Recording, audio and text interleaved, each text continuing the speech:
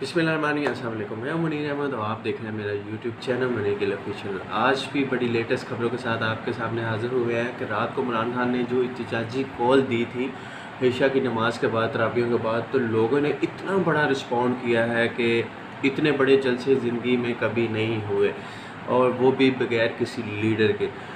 अगर आप अंदाज़ा लगाएं या पीछे मुआवजा करें कि लोगों जब सियासी पार्टियों ने जलसे किए थे तो इतना ज़्यादा फ़ंड लगाया था, लोगों ने बिरयानी बांटी थी, नाश्ते बांटे थे, और उसके अलावा कीमे वाले नान बांट के भी इतना बड़ा जलसा नहीं किया था, और उसमें लीडर भी मौजूद होते थे। और इस दफ़ा जो इमरान खान ने कॉल दी एक नौजवानों को, और इतने ज़्यादा नौजवान, बूढ़े, बच्चे, बुज़ुर्ग इकट्ठे हुए, बग़ैर किसी लालच के, बग़ैर किसी बिरयानी के, बग़ैर किसी कीमे वाले नान के, बग़ैर किसी 1000-2000 दिहाड़ी के, और बग़ैर किसी लीडर के।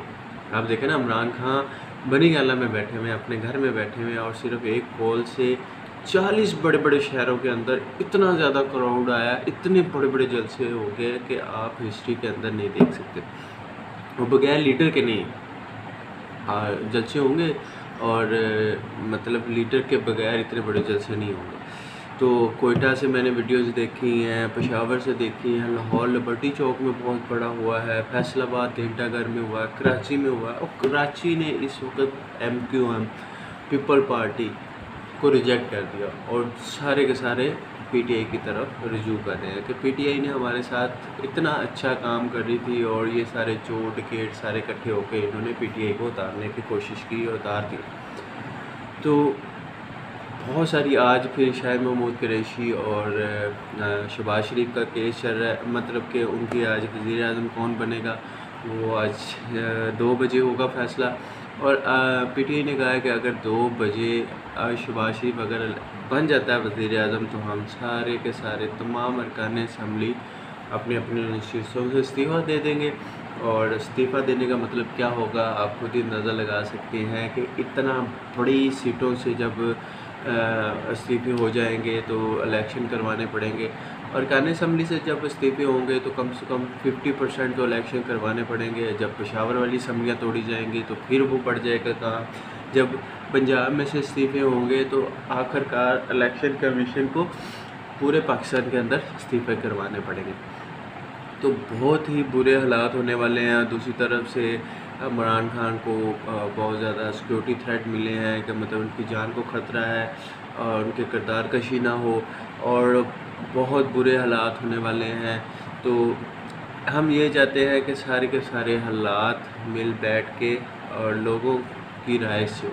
लोगों की राय कब होती है? लोगों की राय तब होती है कि लोग अपना लीडर चुनते हैं। लोगों को ऑप्शन दिया जाए, इलेक्शन करवाए जाए, और लोग अपनी इज़हार ख्याल दोबारा दें और अपनी मनपसंद लीडर को सामने लाएं। तो आज हमज़ा शहबाज और शहबाज शरीफ की पेशी थी, जिसमें हमज़ा शहबाज अदालत में पेश हुए, और उन्होंने मतलब कि 10-15 मिनट के जो अपना मौक़िफ़ दिया, देने के बाद उन्हें छुट्टी मिल गई। और शहबाज शरीफ ने आज माफ़ीनामा लिया है कि जी आज हमने वज़ीर आज़म बनना है, तो उसके लिए अदालत से हमें माफ़ी दी जाए। और अदालत ने, और फिर उस साथ मैंने एक बड़े सहाफ़ी को सुन रहा था, उन्होंने कहा था कि ये जो भी वज़ीर आज़म बनेंगे और ये उम्रा करने लाजमी जाएंगे। और मैं कल सुन रहा था, और वही बात हुई कि आज शहबाज शरीफ के वकील ने कहा कि जी उन्हें थोड़ी इजाज़त दी जाए, उन्हें लंबे दिनों की मतलब कि ज़मानत दी जाए, क्योंकि उन्होंने वज़ीर आज़म बनने के बाद उम्रे के लिए भी जाना है। तो 27 अप्रैल तक गवर्नमेंट जज साहबान ने उनकी ज़मानत कबूल की है, मंजूर की है। तो ये होने जा रहा है। अब क्या होने जा रहा है कि जी उधर से नवाज शरीफ निकलेंगे, नवाज शरीफ भी सऊदी इकट्ठे होंगे, इधर से ECL से नाम निकल गया शहबाज शरीफ का, शहबाज शरीफ भी उम्रे पे जाएंगे, फिर मरीम नवाज़ भी जाएगी।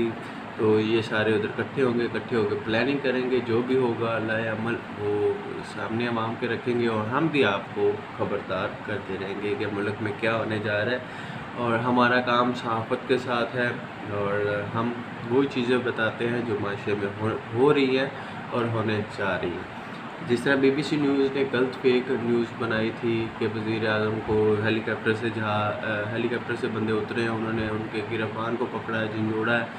तो सारी की सारी फेक न्यूज़ थी, जिस पे ये DISP और ISPR के ने भी बाकायदा वजाहत दे दी है कि ये सब झूठ है। और उसके बाद जितने भी अदारे उन्होंने भी कहा है, सहाफ़त के अदारों ने भी कहा है कि जी ये BBC न्यूज़ फेक थी और इसको जुर्माना किया जाए। तो BBC वालों थोड़ा सा ध्यान किया करो। और बाकी मैं हूँ आपका दोस्त मुनीर अहमद और GSTV UK से। मिलते हैं नेक्स्ट वीडियो में। अल्लाह हाफ़िज़।